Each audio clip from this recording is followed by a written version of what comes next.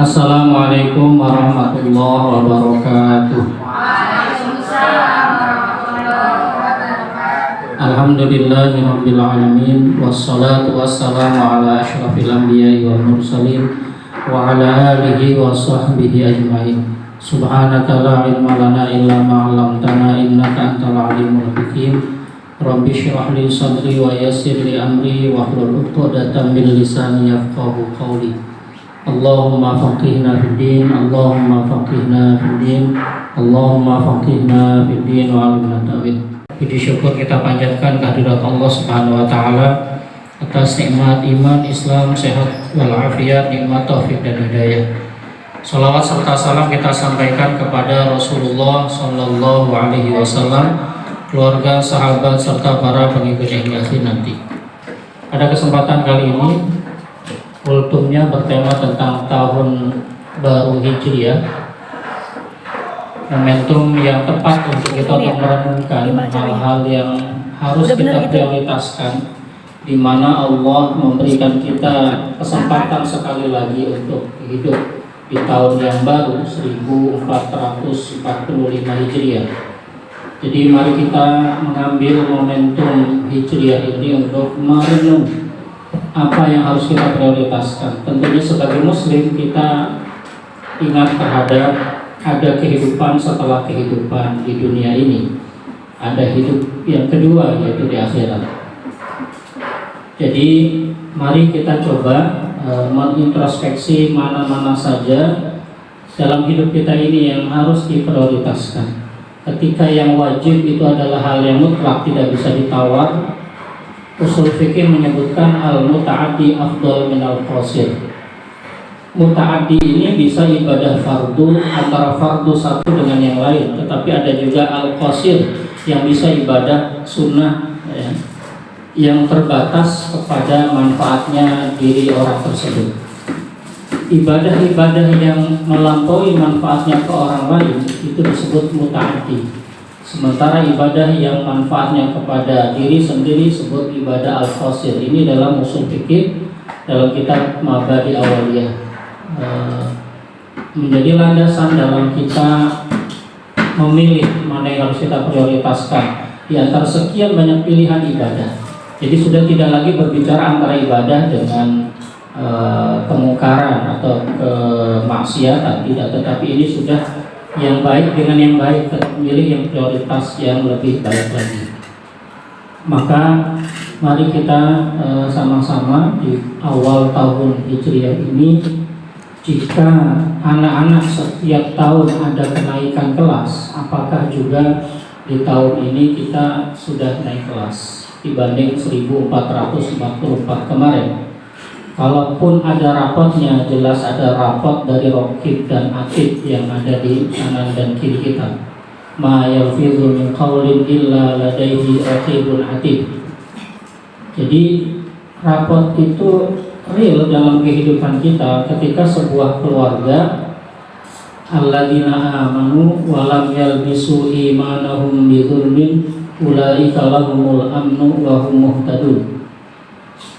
Keluarga yang beriman, alladzina amanu, alladzina isim mausul, dalam kaidah usul fikih juga disebutkan isim mausul menunjukkan umum. Orang beriman mana saja, orang Indonesia, orang Arab. Jadi kita kemudian tidak merasa minder menghadapi orang Arab, orang Mesir, orang manapun ya, Timur Tengah, Syekh sekalipun. Aman itu bisa orang Indonesia, bisa dia adalah laki dan perempuan. Aman siapapun mereka, keluarga ustaz, keluarga karyawan, keluarga janitor, siapapun. Alladzina amanu, asalkan mereka beriman, mereka lah yang nanti ulaika lahumul amnu, mendapatkan keamanan, ketentraman. Jadi sebuah keluarga sakinah mawaddah warahmah syaratnya adalah alladzina amanu.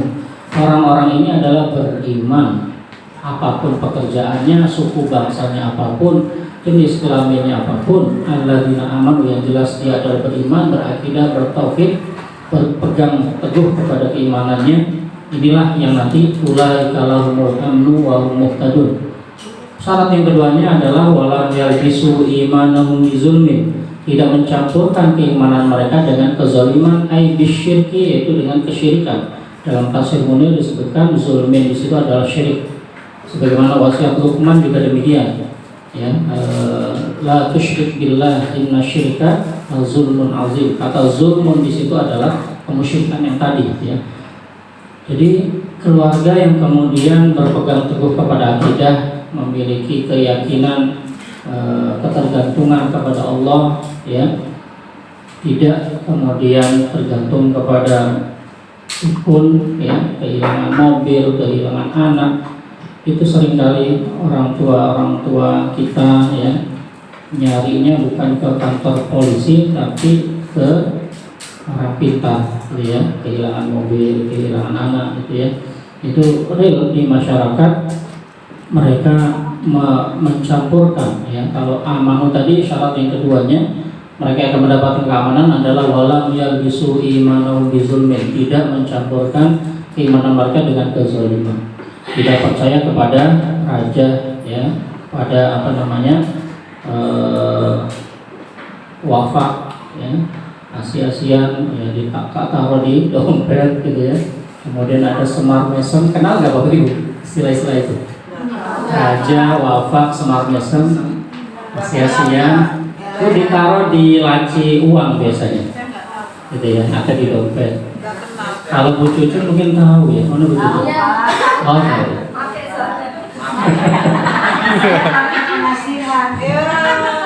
Jadi dia kelihatan menarik, cantik, kemudian ya orang pada datang, ya, biar laku dagangannya, ya, itu namanya kemusyrikan. Jadi ini real di masyarakat.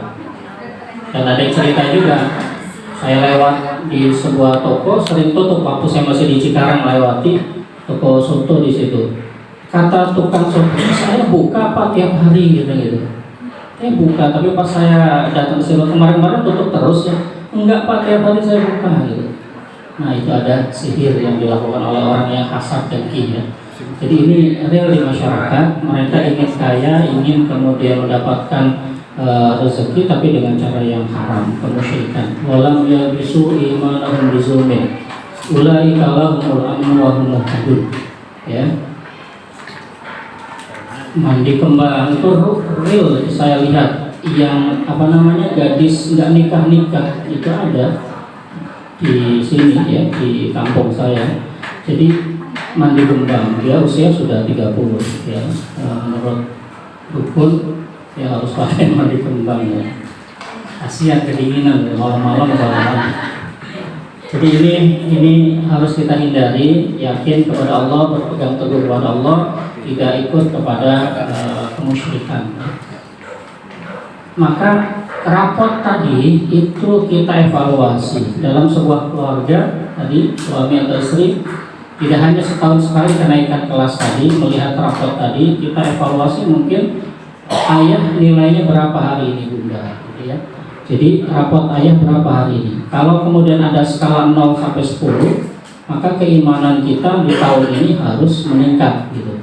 Kalau menurut istri kita, ayah kemarin nilainya baru 5, maka di tahun ini, di tahun baru, maka harus ada peningkatan 6, 7, dan seterusnya. Terkait dengan ibadah mahdoh, fardu kita berapa nilai kemarin. Jadi kalau terus-terusan kita mencari dunia, sibuk dengan duniawi, maka yang prioritas tadi akan lewat, ya. Jadi harus kita fokus mana yang kemudian prioritas, ibadah muta'addi, ibadah yang sifatnya fardu dibanding yang sunnah. Kemudian sehingga harus ada yang ditunda, harus ada yang dikalahkan. Kemudian omongan istri, anak, tetangga, atau teman, guru, ada yang harus kita perhatikan, ada pula yang kemudian harus kita abaikan, gitu ya. Jadi inilah introspeksi atau renungan kita. Mana yang harus kita perhatikan, mana yang harus kita abaikan, mana yang harus kemudian dipikirkan, mana yang harus dilupakan. Ibu-ibu biasanya susah melupakan, ya Bu, ya. Kalau sudah sakiti hatinya, ya, saya dinasihati oleh Pak Sri Hartoyo, Pak Amir, kalau sudah membuat hati ibu-ibu terluka, itu susah nanti Pak, ya. Jadi jangan sampai menyakiti hati ibu-ibu, gitu. Itu Pak Sri ngomong saya, ya. Amir jaga SMP 9, gitu, Masya Allah. Banyak ibu-ibunya di sini. Kalau sudah dia putus pecah hatinya, maka susah kita untuk mengobatinya. Apa yang perlu harus kita komentari, mana yang harus kita lewatkan saja ya di grup di WA, mana yang perlu, mana yang ditanggapi, mana yang kita diamkan. Nah, kesalahan dalam memprioritaskan sesuatu ini akan berdampak buruk pada kehidupan kita, ketenangan kita, waktu kita akan terkuras habis, energi kita terhadap hal-hal yang negatif. Jadi mari dalam jam demi jam ya, hari demi hari ke depan kita harus punya prioritas, mana yang menjadi ibadah yang harus kita nomor satukan, mana yang dinomor duakan, mana yang harus dijadikan fokus, mana yang kemudian bisa ditunda, mana yang harus diperhatikan, mana yang harus diabaikan ya, dipikirkan, mana yang harus kemudian dilupakan dan seterusnya.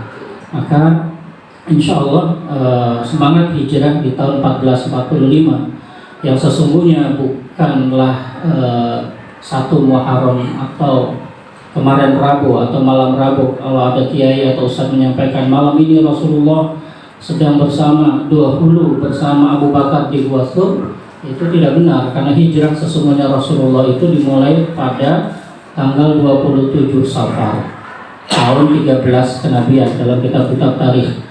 Jadi 27 Safar nginep di Gua Thur 3 malam ya, malam Jumat, malam Sabtu dan malam Minggu. Kemudian melanjutkan perjalanan sampai di Kuba, itu menginap 4 hari juga di sana. Masjid pertama kali di Kuba, mendirikan masjid di sana. Kemudian baru masuk ke Madinah tanggal 12 Rabiul Awal tahun 13 Hijriah. Jadi bukan 1 Muharram Nabi hijrah, tidak ada sama sekali kitab tarikh ya, kitab sejarah yang menunjukkan Rasul hijrah di bulan Muharram atau tepatnya 1 Muharram.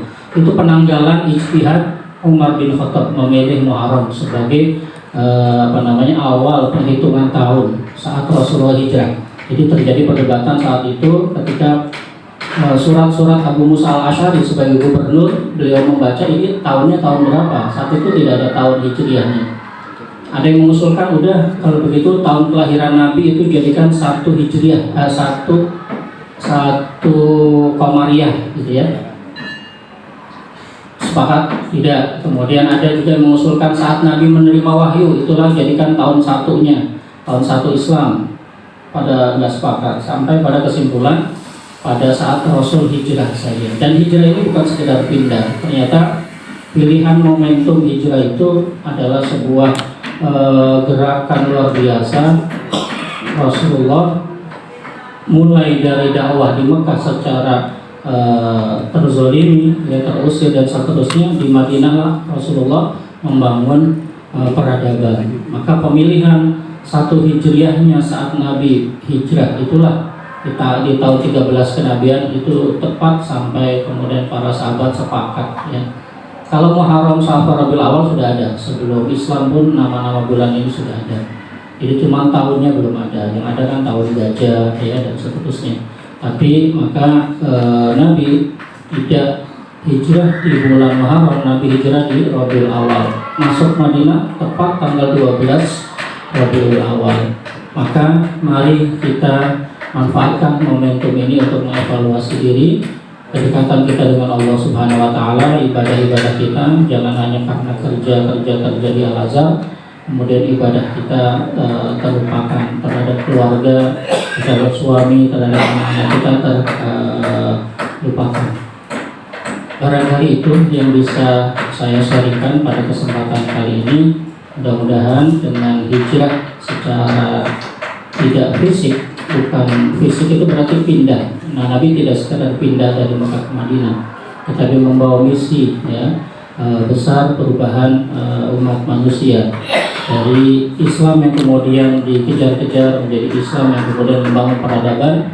Di sanalah tasyrik, pembukuan Islam seluruh terpenuhi seluruhnya. Akidah terbangun 13 tahun di Makkah, kemudian di Madinah lah semuanya itu terselesaikan. Fikih-fikihnya, syariat, akhlak terpenuhi. Yang tadinya di Makkah hanya akidah atau hukum-hukum tadi belum terlaksana. Jadi kalau hijrah dimaknai dengan semata perpindahan, maka itu pemaknaan yang sempit. Rasul bukan hanya pindah sebagaimana kita pindah dari rumah ke sekolah, tidak, tetapi Rasul membawa misi dakwah yang berat, visi, misi dan semangat untuk membebaskan umat manusia minal zulumati ilal nur, dan itu menemukan momentumnya di Madinah, dan itu atas perintah Allah, tidak semata kehendak Nabi. Jadi ada bimbingan wahyu bagi kita menjadi teladan agar kita mendapatkan ilham, mendapatkan intuisi, mendapatkan arahan bimbingan dari Allah Subhanahu wa taala untuk melakukan suatu gerakan hijrah tersebut. Itu saja yang bisa kami sampaikan. Billahi taufiq wal hidayah. Wassalamualaikum warahmatullahi wabarakatuh.